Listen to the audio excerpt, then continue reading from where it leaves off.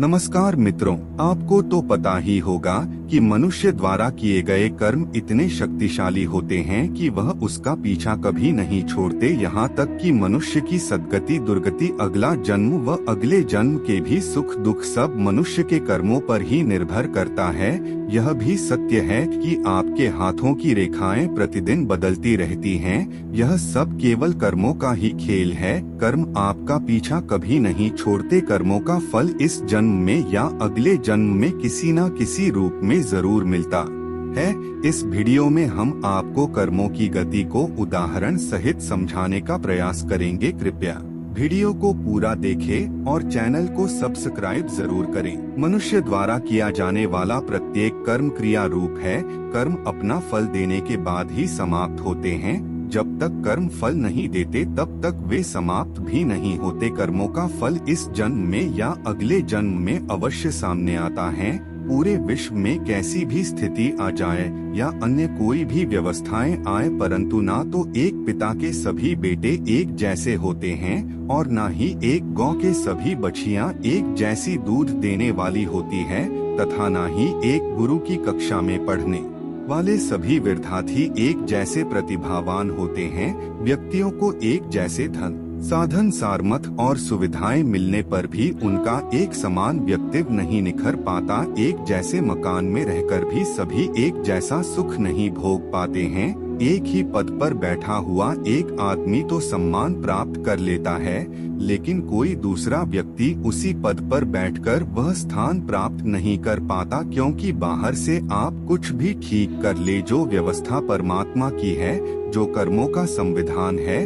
वह अपना कार्य अवश्य करेगा। प्रायः माता पिता बच्चों के भाग्य को ऊंचा करने का प्रयास करते हैं। वे सोचते हैं हमने इनका भाग्य बना दिया। भाग्य लिखने वाला मनुष्य नहीं विधाता है। जो वह लिखते हैं वह जीवन में जरूर सामने आता है। मनुष्य किसी का भाग्य निर्माण नहीं कर सकता। मनुष्य का स्वभाव है कि वह हमेशा ही दूसरों को दोष देता है, लेकिन जो भी दुख हम भोग रहे हैं वे हमारे ही कर्मों के परिणाम हैं। कुछ कर्म ऐसे भी होते हैं जो आपके खाते में जुड़ जाते हैं। कर्मों में जो अच्छे हैं वे अच्छा फल देंगे और जो बुरे हैं वे बुरा फल देंगे। इसे हम कथा द्वारा और भी सरलता से समझने का प्रयास करेंगे। एक बार एक गांव में भगवान शिव का अति प्राचीन मंदिर था। वहाँ रोज एक पंडित और एक चोर आते थे। पंडित अत्यंत भक्तिभाव से शिवलिंग पर फल और दूध चढ़ाकर पूजा करता था। वो वही बैठकर शिवोस्तोत्र का पाठ करता और घंटों श्रद्धा से शिव का ध्यान करता। दूसरी और उसी शिव मंदिर में एक चोर भी प्रतिदिन आता था। वह आते ही शिवलिंग पर डंडे मारना शुरू कर देता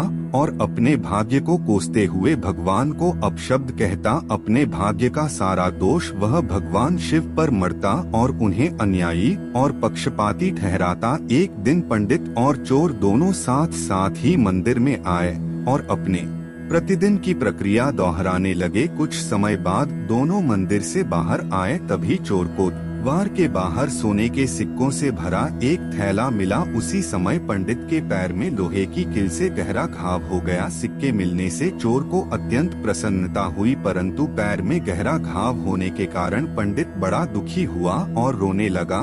तभी भगवान शिव वहां प्रकट हुए और पंडित से बोले, हे पंडित जी, आज के दिन आपके भाग्य में एक बहुत बड़ी घटना आपके साथ घटित होने वाला था, किंतु मेरी पूजा करके अपने सत्कर्म से उस घटना को आपने केवल एक गहरे घाव में बदल दिया। और अगर इस चोर के बारे में बात करें तो आज के दिन इसे राजा बनकर राज सिंहासन पर बैठना था, किंतु इसके कर्मों ने इसे केवल स्वर्ण मुद्रा का ही अधिकारी बनाया। यह सब इस चोर के दुष्कर्म और आपके सत्कर्मों से ही संभव हो पाया। वस्तुतः अपना भाग्य का निर्माता मनुष्य स्वयं ही होता है।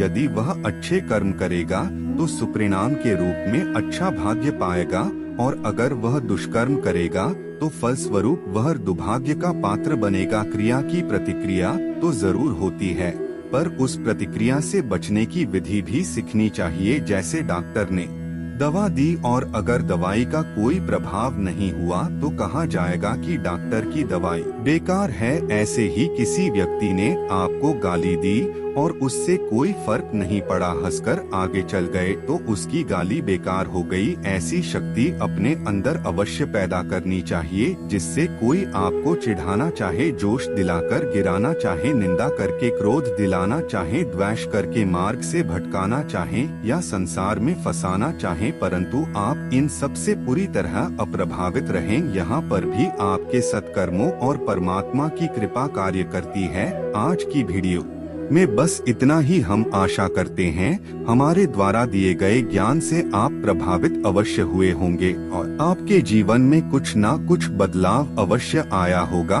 कृपया वीडियो को लाइक करें और आगे शेयर करें। धन्यवाद।